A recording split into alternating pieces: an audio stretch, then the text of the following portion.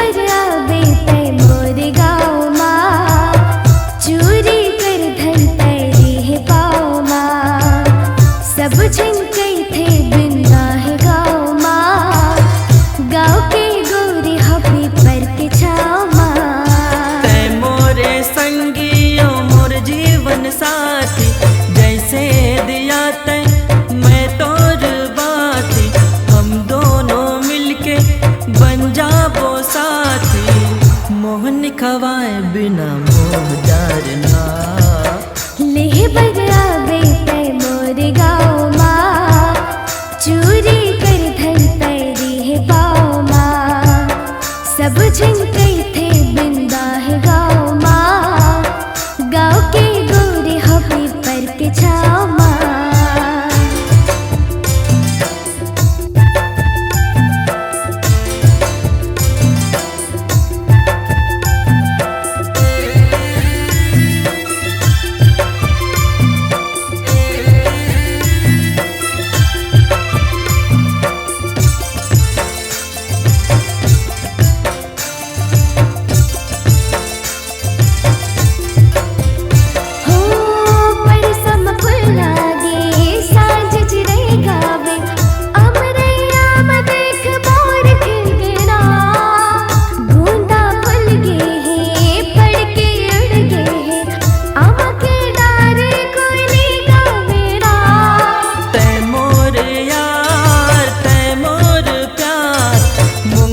चमेली औ जूही के हार, तै मोर यार तै मोर प्यार।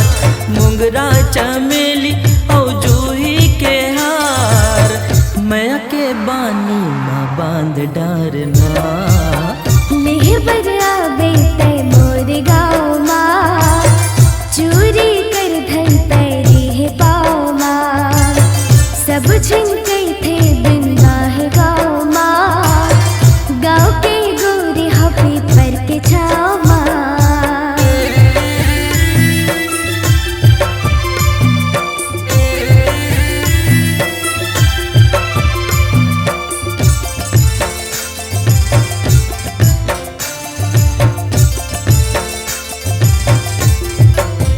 ओ अंगना दुआर माँ, खेतियो खार माँ, रोज मोर सपना मत आथसना। गली औ खोर माँ, मैया के डोर माँ, पुण्य के चंदा सही लागे ना।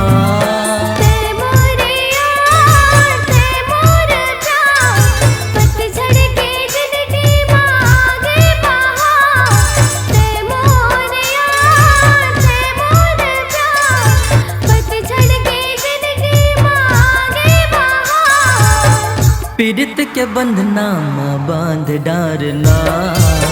लेहबर आवे तै मोर गाँव माँ, चोरी कर धन तैरी है पाँव माँ। सब जन कई थे बिंदा है गाँव माँ, गाँव के गोरे हबी पर के छाँव माँ। तै मोरे संगियो मोर जीवन साथी, जैसे दिया तै मैं तोर बाती। हम दोनों मिलके बन जाबो साथी, मोहन खवाए बिना मोह डरना। लेहबर आवे तै मोर गाँव माँ, चोरी कर धन तैरी है पाँव माँ। लेहबर आओ मैं तोर गाँव माँ, चूड़ी कर धन पैरी है पाँव माँ।